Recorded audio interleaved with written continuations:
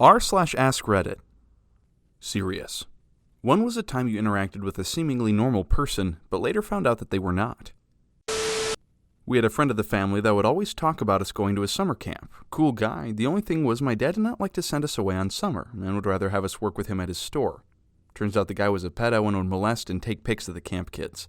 There was a guy in my Sunday school classes who seemed normal, even somewhat interesting company. Then one night all the students and their parents were called to the church and we learned the guy was a serial rapist. His attendance in Sunday school was part of a long con to groom a girl as his next victim. I suspect/wonder about your dad having a gut feeling about this guy. Around me there is a very popular swim club with a day camp. The owner's adult son was found guilty of possessing and trading child pornography. People I know continue to pay membership dues to this club and send their kids to the camp.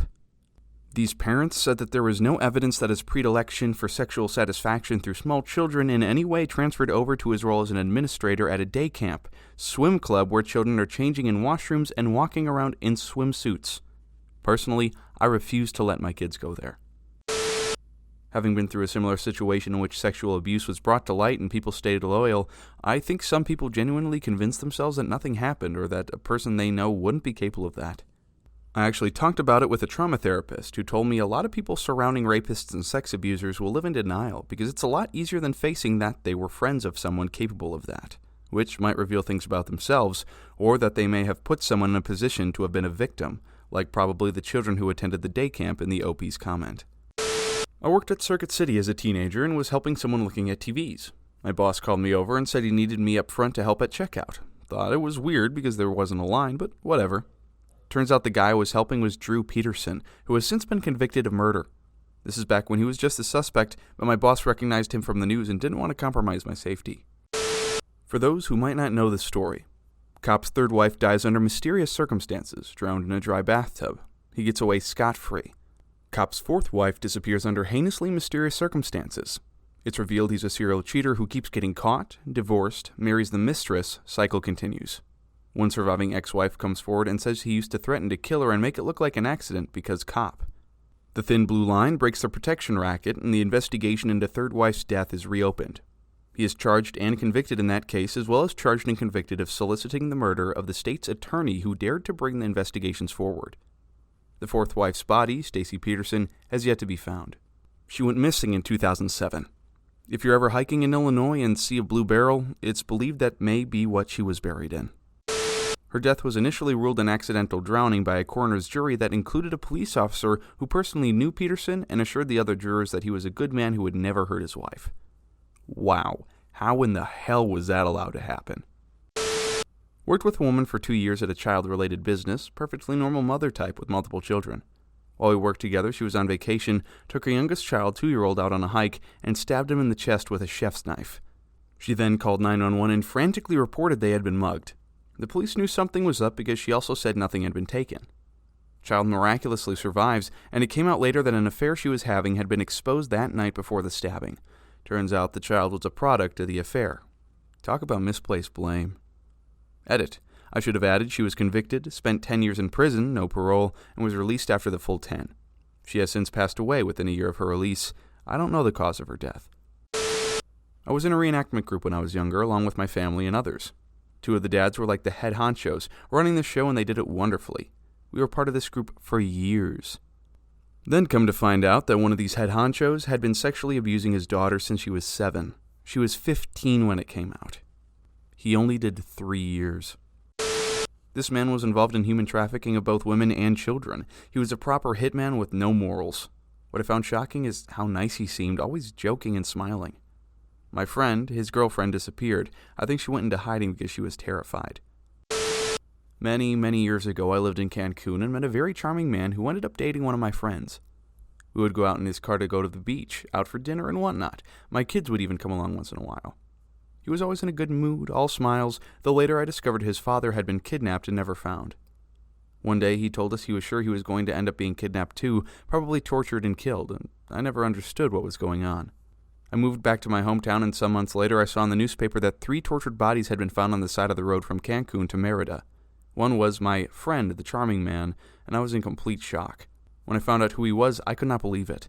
He was a big hitman from the Zeta cartel, was involved in all sorts of criminal activity, including trafficking of children. He was the bodyguard of a very known child predator and CP producer in Cancun. I cannot stop thinking how I could have been kidnapped along with this man, just like the other two were, just for being there at the wrong time. My children were in danger, and I didn't even know. It is scary AF. Edit, to clarify that the friend found dead was this cartel man, not his girlfriend. Sorry for the confusion. I chatted with a random guy in the laundry room of our apartment complex. He was nice, friendly, outgoing kind of fellow. Skinny thing. A few weeks later, I ran into him and his girlfriend on the elevator. I said, "Hey Mike, how's it going?" He proceeded to tell me how it was not going well for him.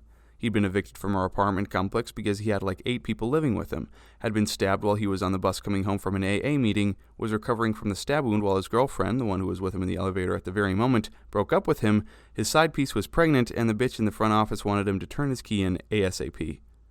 I was just kind of like, cool. Well, see you around. I worked with a guy like 15 years ago. Seemed like a smart, funny guy. We never hung out or anything, but we were friendly at work. About 10 years ago, he went to his ex-wife's house and killed her, then himself. His kids were in the house.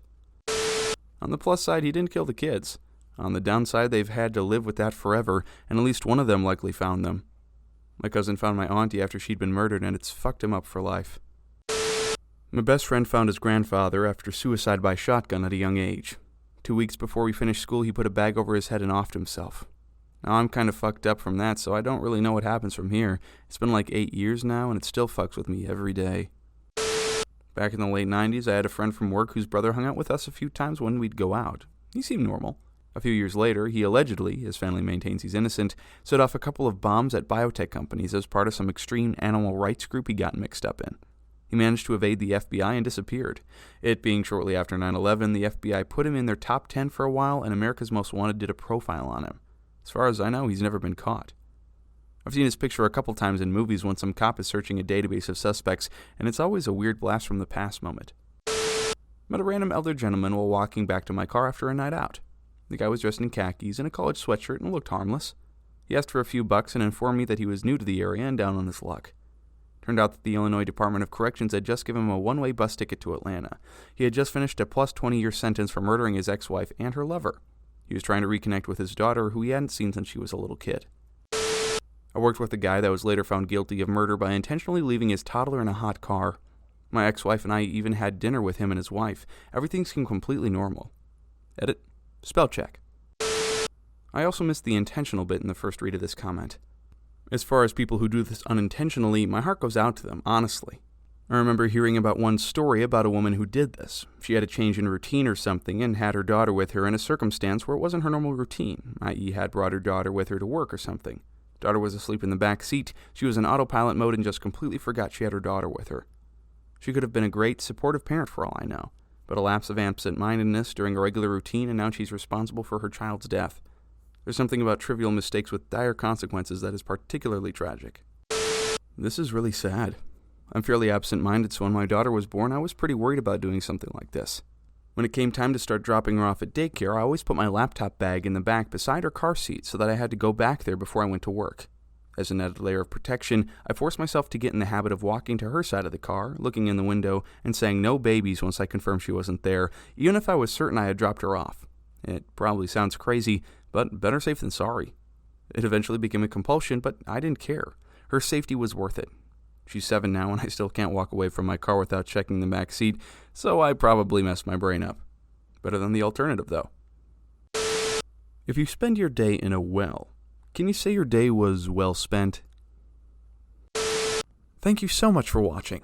Please feel free to like, comment, share, and subscribe, and have a great rest of your day.